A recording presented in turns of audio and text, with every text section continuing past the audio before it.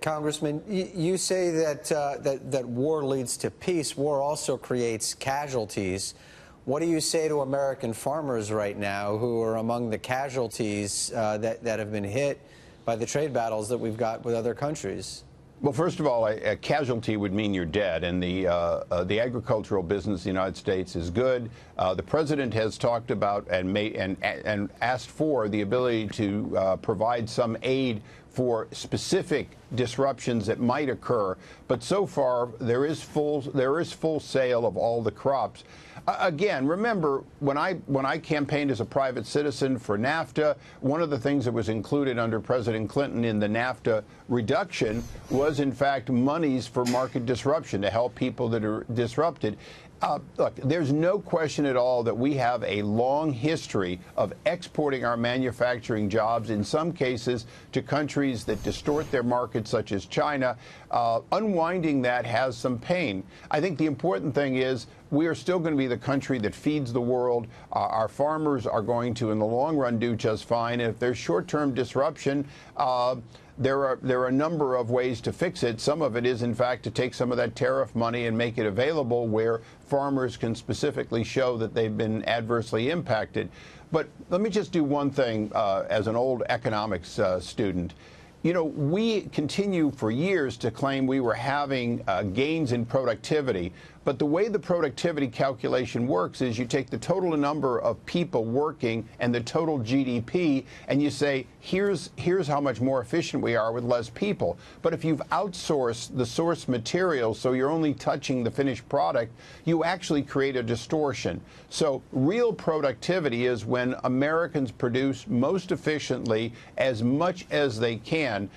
For decades now, we've been taking copper, mining it in Nevada, and exporting it to China along with coal so they could smelt it. There's no logical reason for an energy exporter and a mineral-rich country like the United States not to make that value added, meaning that copper turns into wire, turns into products.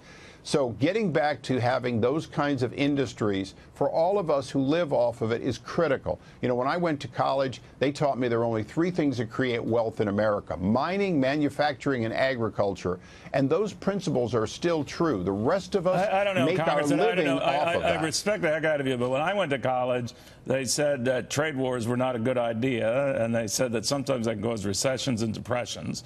And they said responding tit for tat. Well, no, I'm just saying they're responding tit for tat and tariffs on top of tariffs to somehow stabilize a world trading environment that might be more in your favor. It sounds like you're just playing with grenades here. You know, there's no question at all that there's both risk and reward. You know, one of the challenges in any peace talks is you've got to give the other side a pathway to a win on their side, a pathway to something where they can say this is fair. In the case of the Europeans, for example, on automobiles, it's pretty easy. Drop their tariff with the United States to 2.5%, or both of us drop it to zero. Congressman, we're not playing fair. We're not playing fair. We're making a big deal, for example, when it comes to the Canadians, about 20% tariffs that they impose on dairy goods, forgetting the fact that that's about the only area where they sort of abuse the privilege. When you look at stats that come to us from the World Trade Organization on the average fees imposed on goods and services on other countries, ours averages at about 5%, Canada at about 6%.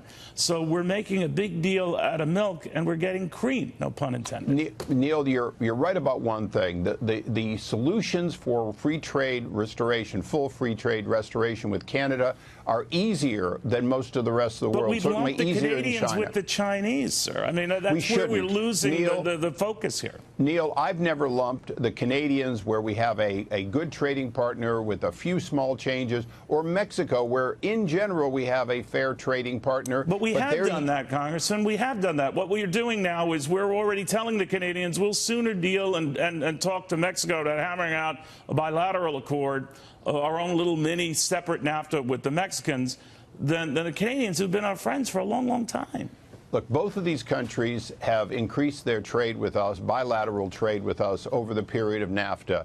and getting those changes in place is the highest priority. If I were looking at our trade representative, there's no question at all. The shortest path to real solution is Canada and Mexico. Congressman, you are a very successful businessman. You're the richest congressman. So you didn't get that way. That's a low bar, though, Neil, well, really. Whatever. You're no piker, right? So my only point in saying this is saying you know about business. You know the business world works. And something tells me you cannot remotely support this craziness.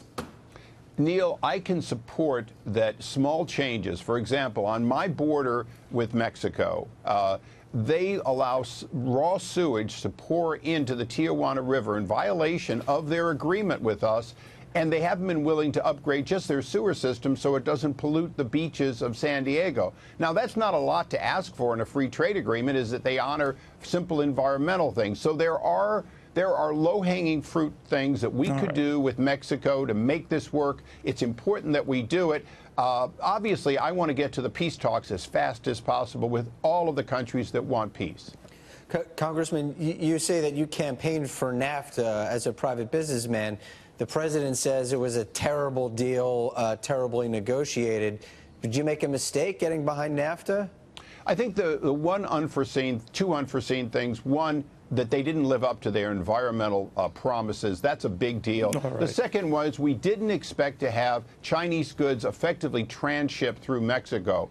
If those two things can be fixed, I believe the Trump administration can get to a deal with Mexico. All right. Congressman Issa, it's always a pleasure, sir. Thank you for taking the time. Thanks, Neil. Darrell Issa.